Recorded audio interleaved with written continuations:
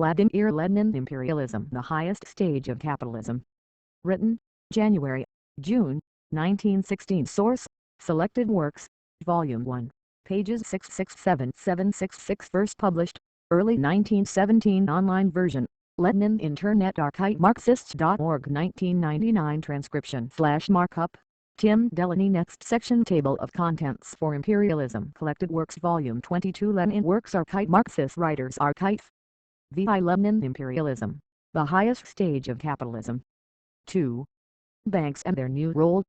The principal and primary function of banks is to serve as middlemen in the making of payments. In so doing they transform inactive money capital into active, that is, into capital yielding a profit. They collect all kinds of money revenues and place them at the disposal of the capitalist class.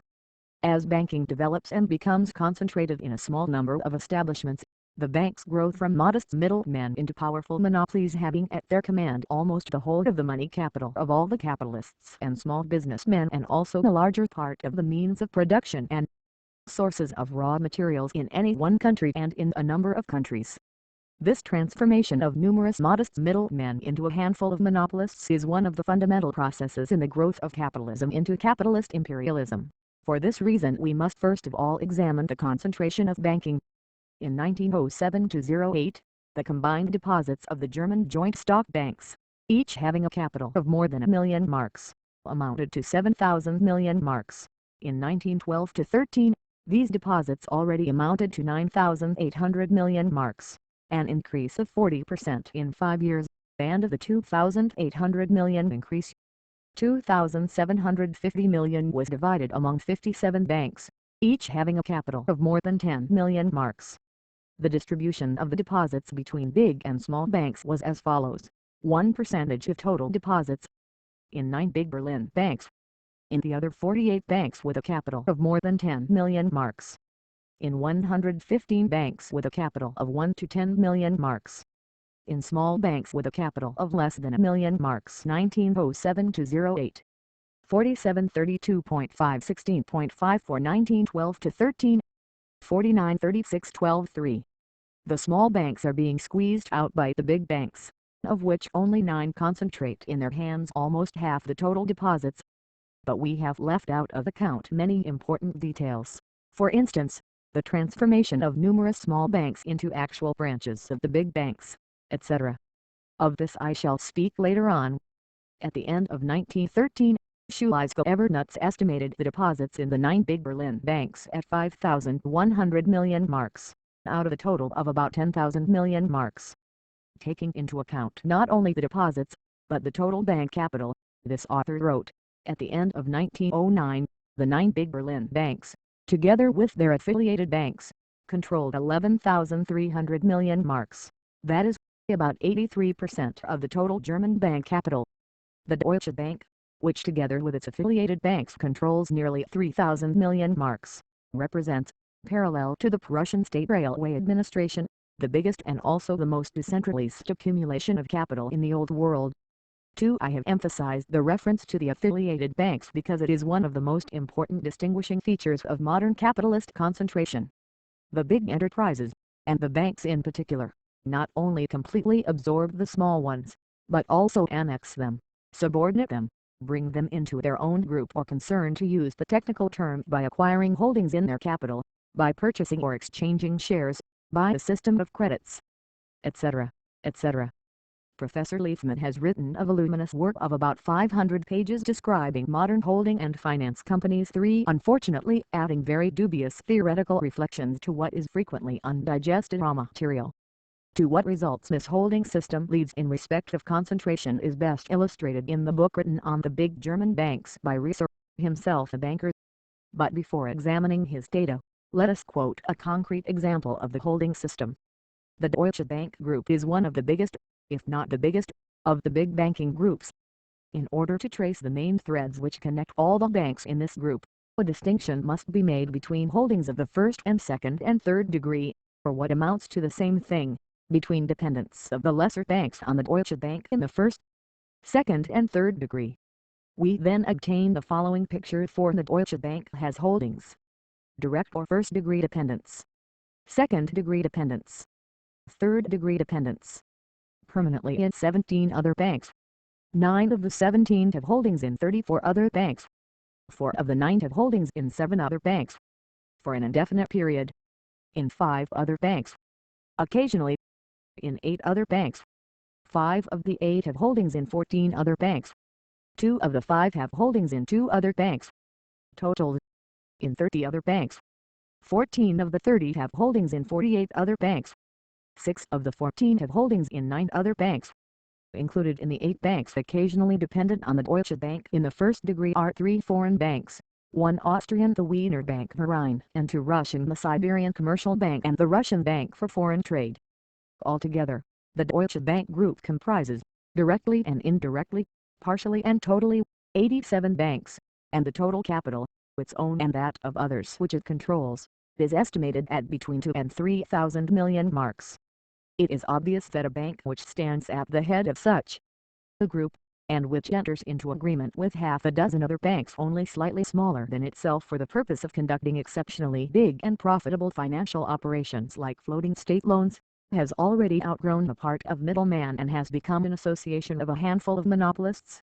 The rapidity with which the concentration of banking proceeded in Germany at the turn of the 20th century is shown by the following data which we quote in an abbreviated form from Research. 6 big Berlin banks. Year branches in Germany. Deposit banks and exchange offices. Constant holdings in German joint stock banks. Total establishments. 1895. 1614 142 1900. 2148 80 1911. 104 276 63 450. We see the rapid expansion of a close network of channels which cover the whole country, centralizing all capital and all revenues, transforming thousands and thousands of scattered economic enterprises into a single national capitalist, and then into a world capitalist economy. The decentralization that Schleiermacher, as an exponent of present-day bourgeois political economy, speaks of in the passage previously quoted, really means the subordination to a single center of an increasing number of formerly relatively independent or rather, strictly local economic units. In reality it is centralization, the enhancement of a role, importance and power of monopolist giants. In the older capitalist countries this banking network is still more close. In Great Britain and Ireland, in 1910, there were in all 7,151 branches of banks. 4 big banks had more than 400 branches each from 447 to 689. 4 had more than 200 branches each, and 11 more than 100 each. In France, 3 very big banks, Crédit Lyonnais, the Caisse Nationale and the Société Générale extended their operations and their network of branches in the following manner. 5. Number of branches and offices capital 0,00000 francs. Year in the provinces in Paris total own capital deposits used as capital 1870 47 1764 200 427 1890 192 area code 66258 1245 1909 1033 196 1229 887 4363. In order to show the connections of a big modern bank, Research gives the following figures of the number of letters dispatched and received by the Diskontogesellschaft, one of the biggest banks in Germany and in the world. Its capital in 1914 amounted to 300 million marks. Year letters received letters dispatched 1852. 6,135 6,292 1870 85,887,513 1900 533,100 to 626,043. The number of accounts of the big Paris bank, the Crédit Lyonnais, increased from 28,535 in 1875 to 633,539 in 1912. 6. These simple figures show perhaps better than lengthy disquisitions how the concentration of capital and the growth of bank turnover are radically changing the significance of the banks. Scattered capitalists are transformed into a single collective capitalist. When carrying the current accounts of a few capitalists, the bank, as it were, transacts a purely technical and exclusively auxiliary operation. When, however, this operation grows to enormous dimensions, we find that a handful of monopolists subordinate to their will all the operations, both commercial and industrial, of the whole of capitalist society, for they are enabled by means of their banking connections, their current accounts and other financial operations, first, to ascertain exactly the financial position of the various capitalists, then to control them, to influence them by restricting or enlarging, facilitating or hindering credits, and finally to entirely determine their fate, determine their income, deprive them of capital, or permit them to increase their capital rapidly and to enormous dimensions, etc. We have just mentioned the 300 million marks capital of the Diskontogesellschaft of Berlin. This increase of the capital of the bank was one of the incidents in the struggle for hegemony between two of the biggest Berlin banks, the Deutsche Bank and the Diskonto. In 1870, the first was still a novice and had a capital of only 15 million marks, while the second had a capital of 30 million marks. In 1908, the first had a capital of 200 million, while the second had 170 million. In 1914, the first increased its capital to 250 million and the second, by merging with another first-class big bank, thus the Hausenschere Bank Verein, increased its capital to 300 million. And, of course, this struggle for hegemony went hand in hand with the more and more frequent conclusion of agreements of an increasingly durable character between the two banks. The following are the conclusions that this development forces upon banking specialists who regard economic questions from a standpoint which does not in the least exceed the bounds of the most moderate and cautious bourgeois reformism.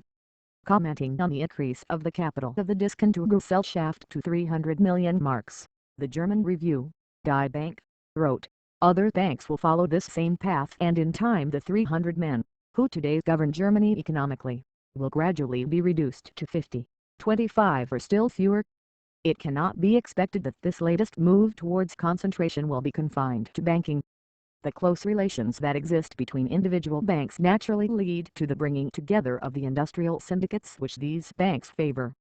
One fine morning we shall wake up in surprise to see nothing but trusts before our eyes, and to find ourselves faced with the necessity of substituting state monopolies for private monopolies. However, we have nothing to reproach ourselves with, except that we have allowed things to follow their own course, slightly accelerated by the manipulation of stocks. 7. This is an example of the impotence of bourgeois journalism, which differs from bourgeois science only in that the latter is less sincere and strives to obscure the essence of the matter, to hide the forest behind the trees. To be surprised at the results of concentration, to reproach the government of capitalist Germany, or capitalist society ourselves, to fear that the introduction of stocks and shares might accelerate concentration in the same way as the German cartel specialist Tskierski fears the American trusts and prefers the German cartels, on the grounds that they may not, like the trusts, excessively accelerate technical and economic progress. 8. Is not all this a sign of impotence? But facts remain facts. There are no trusts in Germany, there are only cartels, but Germany is governed by not more than 300 magnates of capital, and the number of these is constantly diminishing. At all events, banks greatly intensify and accelerate the process of concentration of capital and the formation of monopolies in all capitalist countries, notwithstanding all the differences in their banking laws. The banking system possesses, indeed, the form of universal bookkeeping and distribution of means of production on a social scale, but solely the form wrote marks in capital. Half a century ago the figures we have quoted on the growth of bank capital, on the increase in the number of the branches and offices of the biggest banks, the increase in the number of their accounts, etc., present a concrete picture of this universal bookkeeping of the whole capitalist class, and not only of the capitalists, for the banks collect, even though temporarily, all kinds of money revenues, of small businessmen, office clerks, and of a tiny upper stratum of the working class. Universal distribution of means of production that, from the formal aspect, is what grows out of the modern banks, which, numbering some 3 to 6 of the biggest in France, and 6 to 8 in Germany, control millions and millions. In substance, however, the distribution of means of production is not at all universal but private, i.e., it conforms to the interests of big capital, and primarily, of huge, monopoly capital, which operates under conditions in which the masses lie in want, in which the whole development of agriculture hopelessly lags behind the development of industry, while within industry itself the heavy industries exact tribute from all other branches of industry. In the matter of socializing capitalist economy, the savings banks and post offices are beginning to compete with the banks. They are more decentralized, i.e., their influence extends to a greater number of localities, to more remote places, to wider sections of the population. Here is the data collected by an American Commission on the comparative growth of deposits in banks and savings banks. 9 deposits 0,000,000,000 marks Euro Britain France Germany banks savings banks credit societies savings banks 1880 8.41.6 0.9 0.5 0.42.6 1888 12.42.01.5 2.11.1 0.44.5 1908 23.24.2 3.74.2 7.12.2 13.9 as they pay interest at the rate of 4% and 4 1/4% on deposits. The savings banks must seek profitable investments for their capital. They must deal in bills, mortgages, etc. The boundaries between the banks and the savings banks become more and more obliterated. The chambers of commerce of Bochum and Erfurt, for example, demand that savings banks be prohibited from engaging in purely banking business such as discounting bills. They demand the limitation of the banking operations of the post office. 10. The banking magnates seem to be afraid that state monopoly will steal upon them from an unexpected quarter. It goes without saying, however, that this fear is no more than an expression of the rivalry, so to speak, between two department managers in the same office, for, on the one hand, the millions entrusted to the savings banks are in the final analysis actually controlled by these very same bank capital magnates, while, on the other hand, state monopoly in capitalist society is merely the means of increasing and guaranteeing the income of millionaires in some branch of industry who are on the verge of bankruptcy. To change from the old type of capitalism, in which free competition predominated, to the new capitalism, in which monopoly reigns, is expressed, among other things, by the decline in the importance of the stock exchange. The Review, Die Bank, writes, the stock exchange has long ceased to be the indispensable medium of circulation that it formerly was when the banks were not yet able to place the bulk of new issues with their clients. 11. Every bank is a stock exchange, and the bigger the bank, and the more successful the concentration of banking, the truer does this modern aphorism ring. 12. While formerly, in the 70s, the stock exchange, flushed with the exuberance of youth, a subtle allusion to the stock exchange crash of 1873, the company promotion scandals, etc. opened the era of the industrialization of Germany. Nowadays the banks and industry are able to manage it alone.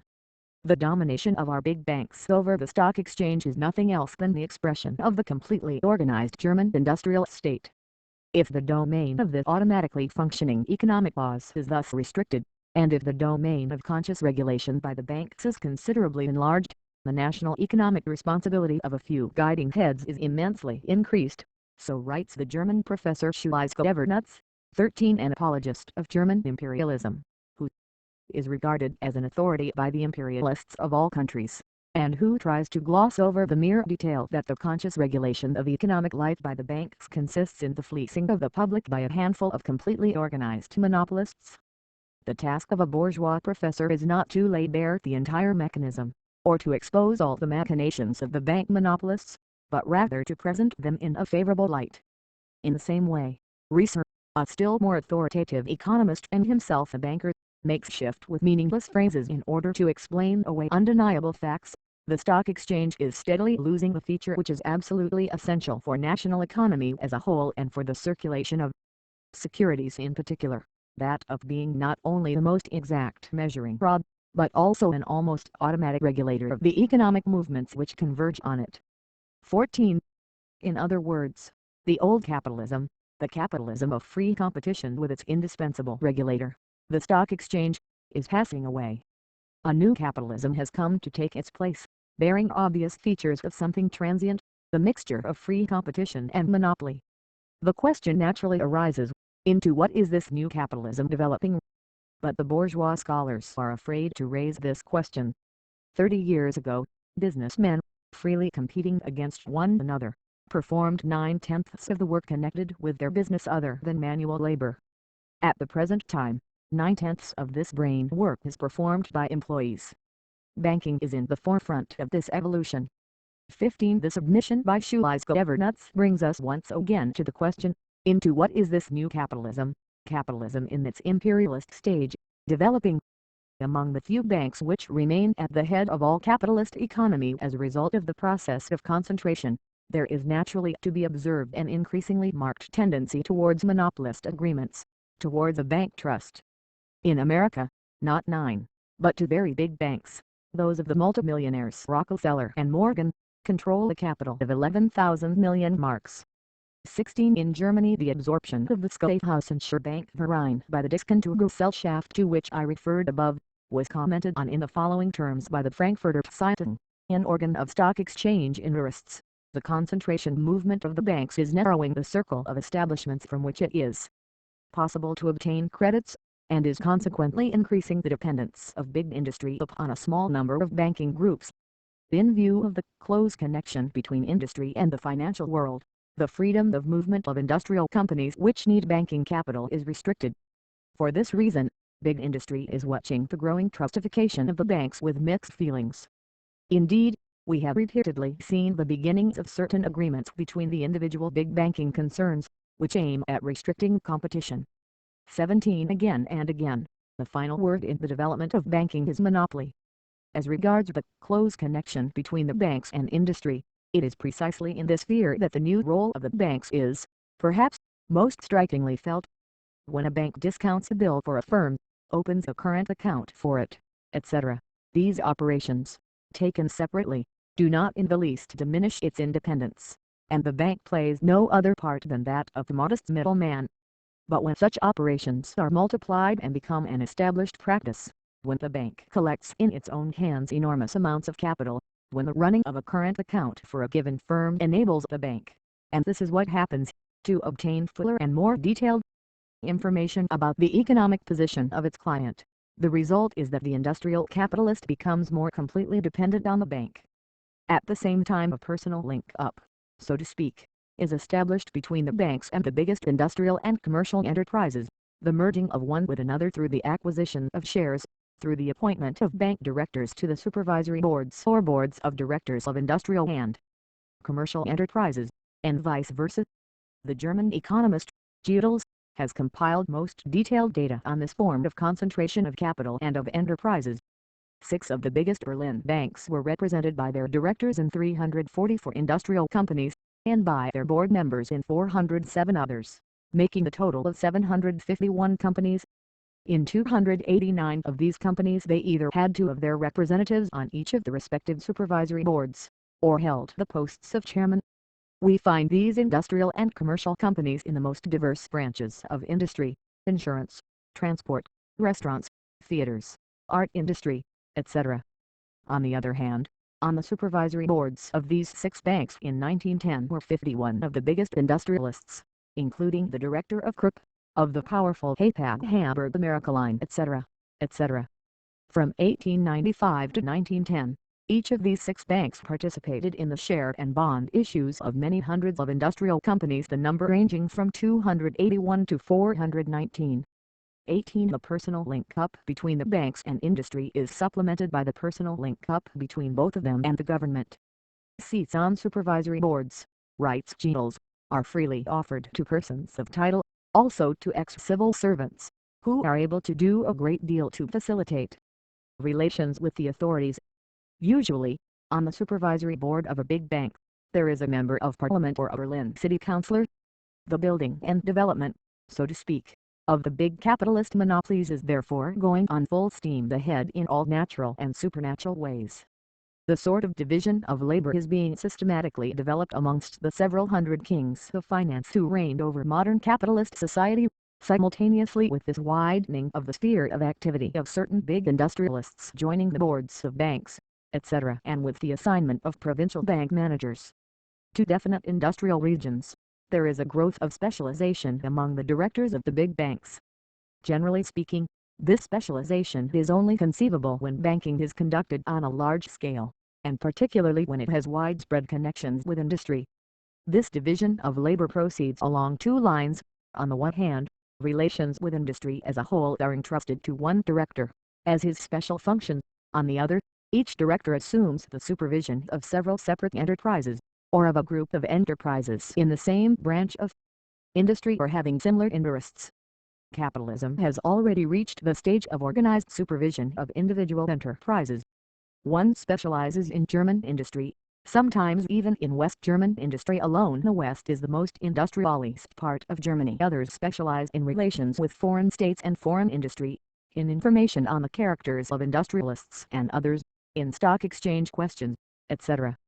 Besides, each bank director is often assigned a special locality or a special branch of industry. One works chiefly on supervisory boards of electric companies, another on chemical, brewing, or beet sugar plants, the third in a few isolated industrial enterprises, but at the same time works on the supervisory boards of insurance companies. In short, there can be no doubt that the growth in the dimensions and diversity of the big banks' operations is accompanied by an increase in the division of labor among their directors, with the object and result of, so to speak, lifting them somewhat out of pure banking and making them better experts, better judges of the general problems of industry and the special problems of each branch of industry, thus making them more capable of acting within the respective bank's industrial sphere of influence. This system is supplemented by the bank's endeavors to elect to their supervisory boards men who are experts in industrial affairs, such as industrialists, former officials, especially those formerly in the railway service or in mining, etc. 19. We find the same system only in a slightly different form in French banking. For instance, one of the three biggest French banks, the Crédit Lyonnais, has organized the Financial Research Service d'études financières, which permanently employs over 50 engineers, statisticians, economists, lawyers, etc. This costs from 6 to 700,000 francs annually. The service is in turn divided into 8 departments. One specializes in collecting information on industrial establishments, another studies general statistics, the third, railway and steamship companies, the fourth, securities, the fifth, financial reports, etc. 20. The result is, on the one hand, the ever-growing merger, or, as N.I. Bukharin aptly calls it, coalescence, of bank and industrial capital, and, on the other hand, the growth of the banks into institutions of a truly universal character. On this question I find it necessary to quote the exact terms used by Gilles, who has best studied the subject. An examination of the sum total of industrial relationships reveals the universal character of the financial establishments working on behalf of industry.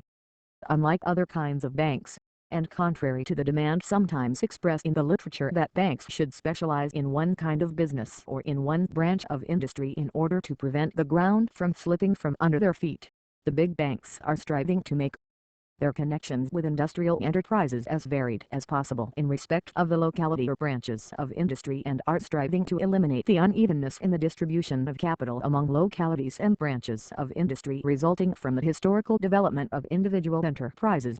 One tendency is to make the connections with industry general, another tendency is to make them durable and close.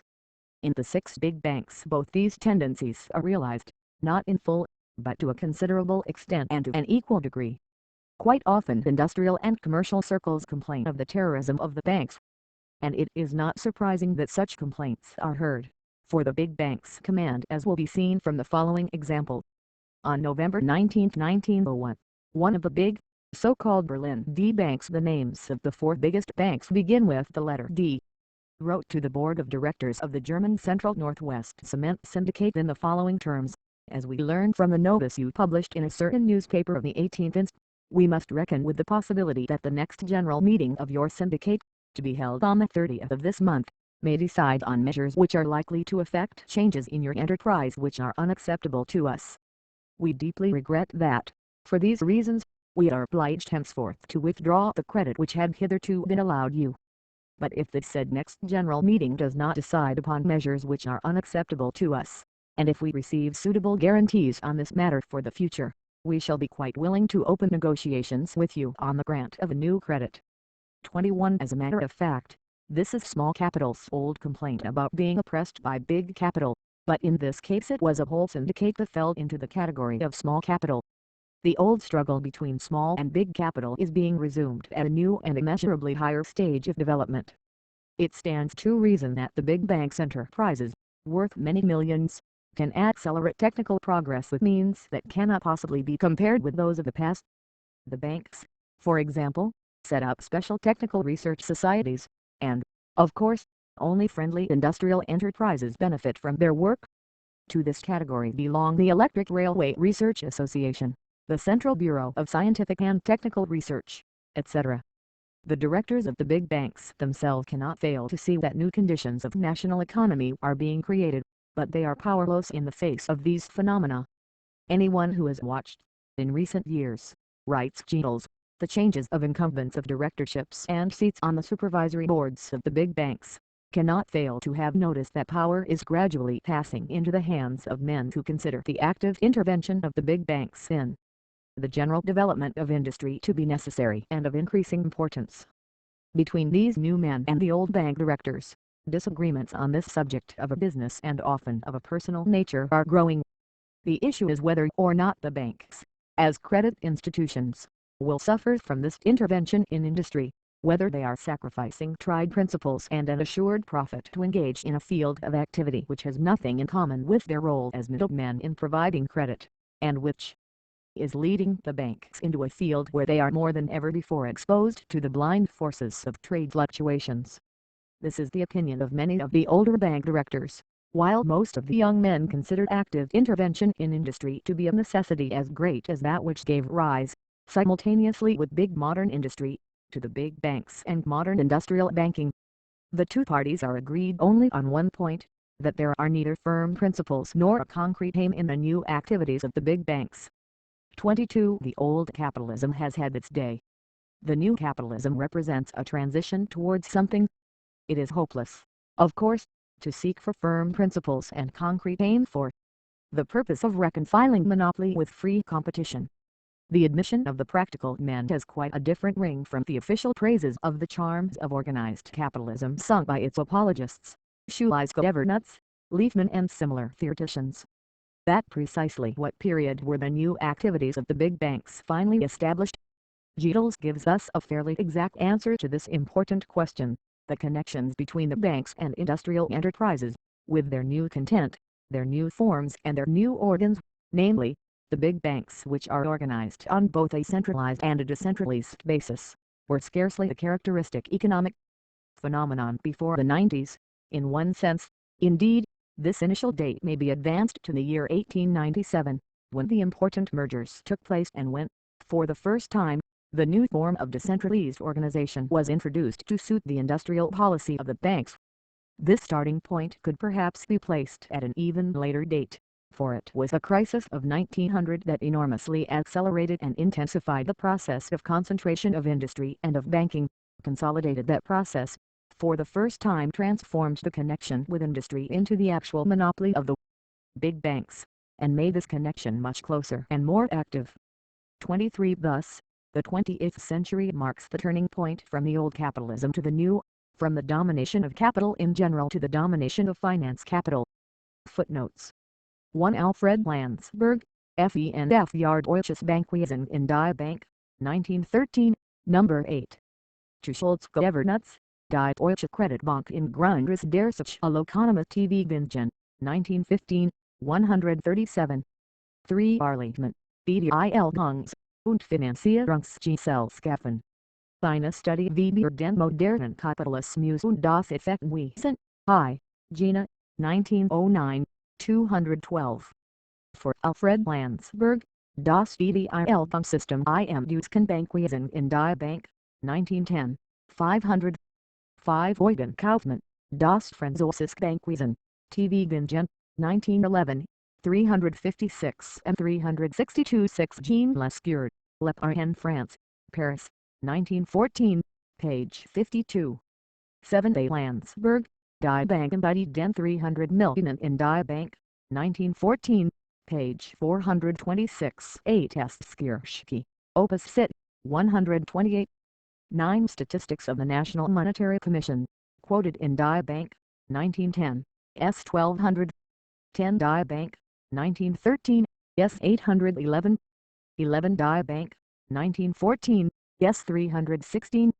12. Dr. Oskar Stivic, Geld und Bankwesen, Berlin, 1907, S169. 13 Schultz Governance, Die Deutsche Kreditbank in Grundriss der Sozialökonomik, TV Bingen, 1915, S101. 14 Research, Opus Sit, 4th Education, S629. 15 Schultz Governance, Die Deutsche Kreditbank in Grundriss der Sozialökonomik, TV Bingen, 1915, S151. 16 Die Bank, 1912, S435. 17 Quoted by Schultz Governance, Opus Sit, S155. 18 Gilles, Opus Sit, Research, Opus Sit. 19 Gilles, Opus Sit, S156 to 57. 20 An article by Hugues Kaltmann on French banks in Die Bank, 1909, 2, S851 det. CQ. 21 Dr. Oskar Stilick, Geld und Bankwesen Berlin, 1907, S147. 22 Gilles, Opus Sit, S183 to 84. 23 Ibid, S181.